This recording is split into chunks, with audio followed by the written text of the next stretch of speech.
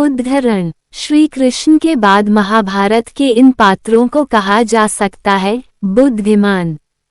महाभारत की कहानी भारतीय इतिहास की सबसे बड़ी गाथा है महाभारत।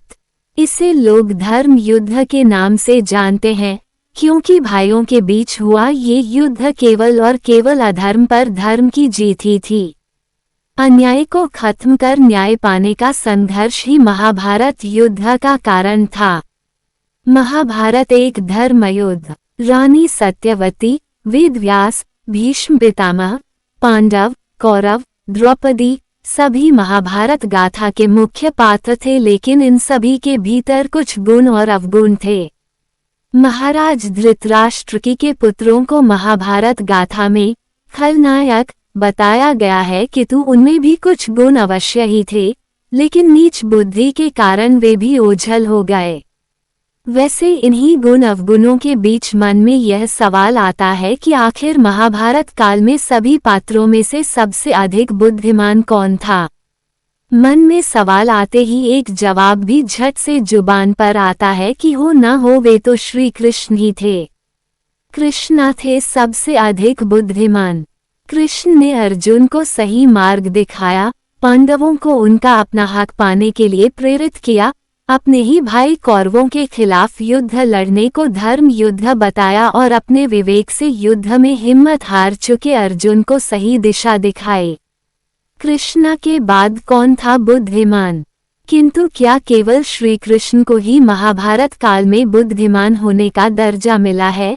क्या उनके अलावा ऐसा कोई पात्र नहीं था जो समझदार था? पात्र तो कई थे। आइए एक एक करके जानते हैं कि श्री कृष्ण के बाद कौन से पात्र बुद्धिमान थे। सहदेव कुंती द्वारा मंत्र विधा प्राप्त कर माद्री ने भी देवताओं का आह्वान किया और उसे अश्विनी कुमार से 2 पुत्रों की प्राप्ति हुई।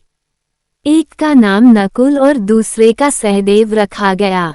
जन्म के समय यह आकाशवाणी भी हुई थी कि ये दोनों बालक ही बेहद बुद्धिमान और पराक्रमी होंगे। सहदेव आगे चलकर सहदेव ने गुण विधा प्राप्त की। केवल शस्त्र ही नहीं बल्कि देश विदेश की भाषाओं का ज्ञान और साथ ही चिकित्सा में महारत हासिल की थी सहदेव ने। राजा पांडु की मृत्यु के समय सहदेव ने उनके मृत शरीर का मांस खाया था, जिसकी बदौलत उसे एक खास प्रकार की ईश्वरीय शक्ति हासिल हुई थी। सहदेव इस शक्ति से वो भविष्य को समय आने से पहले ही देख सकता था, लेकिन देवताओं ने उसे यह श्राप भी दिया था कि वह इस शक्ति का कभी प्रयोग नहीं करेगा, क्योंकि देवता जानते थे कि सहदेव अपनी बुद्धि से हर परिस्थिति को बदल सकने की क्षमता रखता है।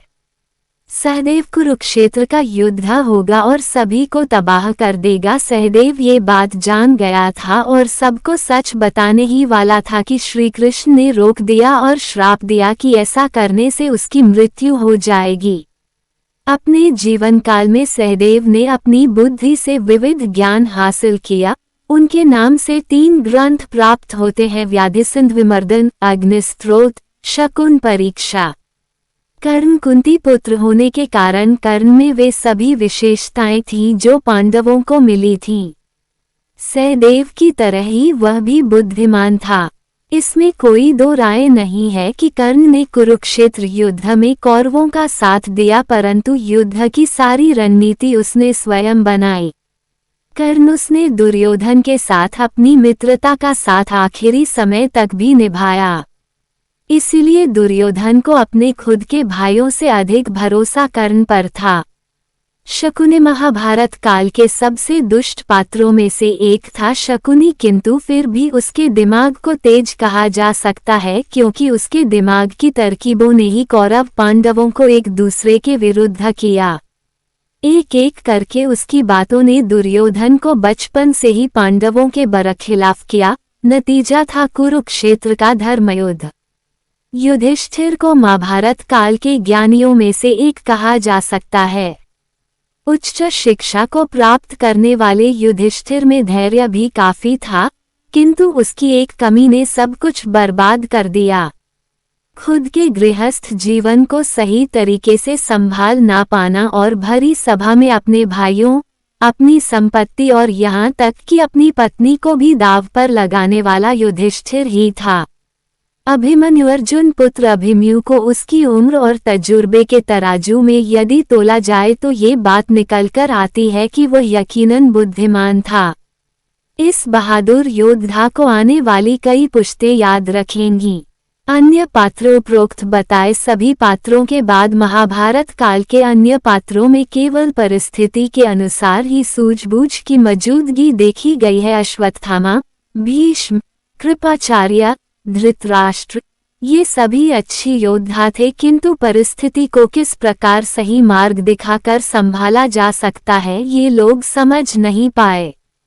कुंती गांधारी। कुंती ने एक औरत होते हुए भी दूसरी औरत द्रौपदी के जीवन का एक ऐसा फैसला ले डाला जो उसके लिए श्राप बराबर था।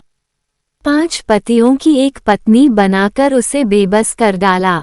दूसरी ओर गांधारी भी महाभारत की एक ऐसी कमजोर कड़ी थी जिसने बेबसी में ही अपना जीवन निकाल दिया और अंत में हर समस्या का जिम्मेदार श्री कृष्ण को ठहराया। महाभारत में भगवान कृष्ण को सबसे बुद्धिमान माना जाता है। इसके अलावा विदुर को भी अपनी बुद्धिमत्ता और सूझबूझ के लिए जाना जाता है। महाभारत में भगवान कृष्ण को विष्णु का अवतार माना जाता है और उन्हें सर्वज्ञ और सर्वशक्तिमान माना जाता है। उन्होंने महाभारत के युद्ध में पांडवों को सही मार्ग दिखाया और उन्हें धर्म के मार्ग पर चलने के लिए प्रेरित किया। विदुर को हस्तिनापुर का प्रधानमंत्री बनाया गया था और उन्हें अपनी बुद्धि, न्यायप्रियता और दूरदर्शिता के लिए जाना जाता था। उन्होंने हमेशा धर्म का पालन किया और कौरवों के अन्यायपूर्ण कार्यों का विरोध किया। अन्य पात्रों में युधिष्ठिर को भी उनकी धार्मिकता और न्यायप्रियता के लिए बुद्धिमान माना जाता है।